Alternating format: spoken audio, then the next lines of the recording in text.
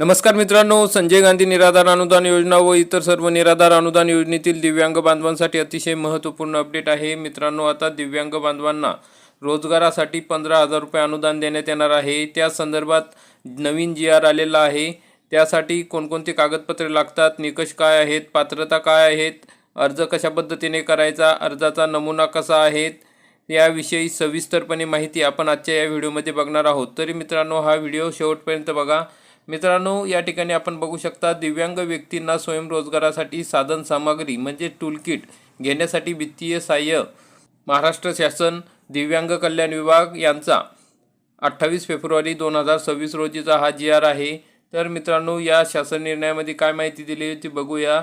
दिव्यांग व्यक्ती हक्क अधिनियम 2016 मधील तरतुदी आणि दिव्यांग धोरण 2018 मधील प्रमुख उद्दिष्टे तसेच सध्याच्या विज्ञान तंत्रज्ञानाच्या युगात काळानुरूप नवनवीन कौशल्य शिकण्याची गरज विचारात घेऊन दिव्यांग व्यक्तींना स्वयंरोजगारासाठी साधन सामग्री घेण्यासाठी वित्तीय सहाय्य या नवीन योजनेस सदर शासन निर्णयाद्वारे मान्यता देण्यात येत आहे। म्हणजे दिव्यांग व्यक्तींना स्वयंरोजगारासाठी साधन सामग्री टूलकिट घेण्यासाठी वित्तीय सहाय्य या योजनेअंतर्गत आर्थिक सहाय्य आर्थिक सहाय्य देऊन दिव्यांग व्यक्तींच्या रोजगारात वाढ करून कौटुंबिक आर्थिक उन्नतीच्या माध्यमातून दिव्यांग व्यक्तींच्या जीवनात सकारात्मक बदल घडवून आणण्याच्या उद्देशाने प्रशिक्षित दिव्यांग व्यक्तींना स्वयंरोजगारासाठी साधन सामग्री घेण्याकरिता 15,000 रुपये इतके अर्थसहाय्य देण्यास येईल।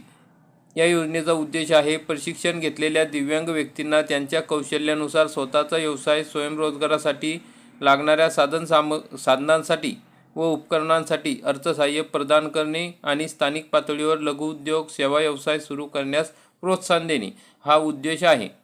मग सदर योजनेचे निकष काय आहे? ही योजना दिव्यांगांच्या सर्व प्रवर्गासाठी लागू राहील। लाभार्थ्यांचे वय 18 वर्षापेक्षा कमी नसावे। सदर योजनेअंतर्गत अर्थसहाय्याची कमाल मर्यादा ही 15,000 रुपये इतकी राहील। शासकीय प्रशिक्षण संस्था, शासनमान्य प्रशिक्षण संस्था अथवा दिव्यांग कौशल्य व उद्योजकता विकास केंद्रातून प्रशिक्षण घेतलेल्या दिव्यांग प्रशिक्षणार्थी या योजनेस पात्र राहील। मग मित्रांनो, तुम्हाला जर या योजनेचा लाभ घ्यायचा आहे तर तुम्हाला शासकीय प्रशिक्षण संस्था किंवा शासनमान्य प्रशिक्षण संस्था ज्या असतील किंवा दिव्यांग कौशल्य विभाग असतो त्यांच्यामार्फत प्रशिक्षण घेतले जाते। वेगवेगळ्या व्यवसायाचे ट्रेनिंग दिले जाते, त्यामध्ये तुम्ही भाग घेतलेला असेल तर 100% तुम्हाला हे 15,000 रुपये मिळणार आहे। प्रशिक्षित दिव्यांग महिलांना प्राधान्य दिले जाईल। म्हणजे दिव्यांग महिला जर असतील तर त्यांना प्राधान्याने सर्वात आधी हे 15,000 रुपये दिले जाणार आहे।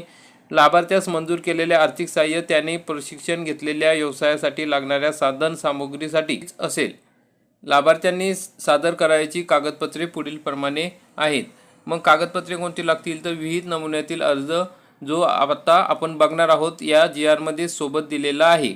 आधार संलग्न वैध वैश्विक ओळखपत्र म्हणजे UID कार्ड, दिव्यांग प्रमाणपत्र हे तुम्हाला लागणार आहे। प्रशिक्षण प्रमाणपत्र, अधिवास प्रमाणपत्र आणि साधन सामग्री आवश्यक साहित्याची यादी, तुम्ही कोणकोणतं साहित्य घेणार आहे त्याची यादी लागणार आहे।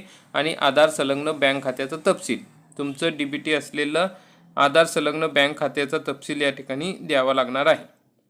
तर मित्रांनो, अशा पद्धतीने आता खाली एक अर्ज दिलेला आहे, तो अर्ज आपण भरून द्यायचा आहे।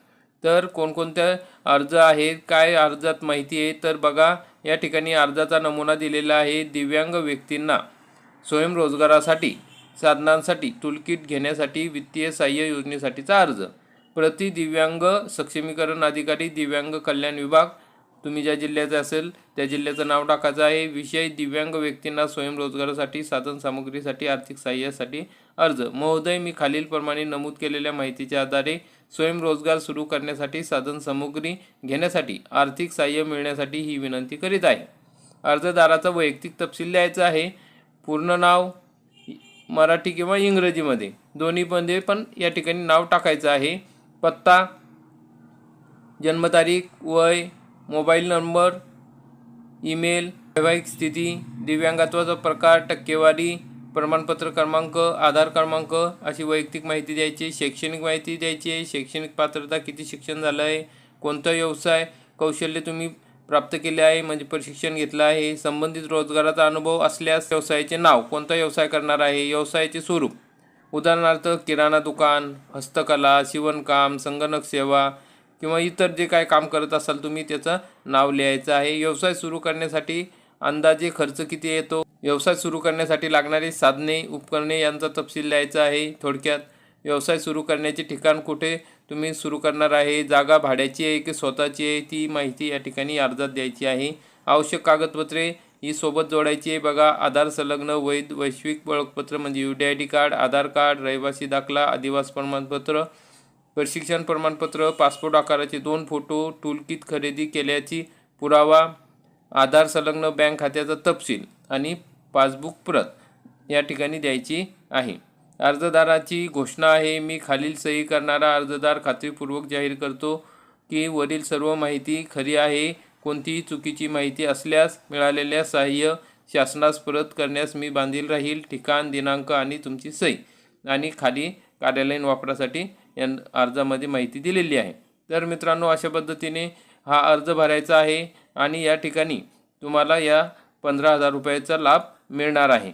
तर हा GR तुम्हाला बघायचा असेल तर www.maharashtra.gov.in या संकेतस्थळावर बघू शकता।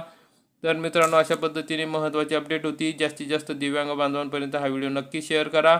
ज्यांनी प्रशिक्षण घेतलेलं आहे, ज्यांच्याकडे प्रशिक्षण सर्टिफिकेट आहे, त्या लाभार्थ्यांना 100% हे अनुदान मिळणार आहे। तर मित्रांनो, व्हिडिओ आवडल्यास व्हिडिओला लाईक करा, चॅनलला सबस्क्राईब करा। धन्यवाद। जय हिंद, जय महाराष्ट्र।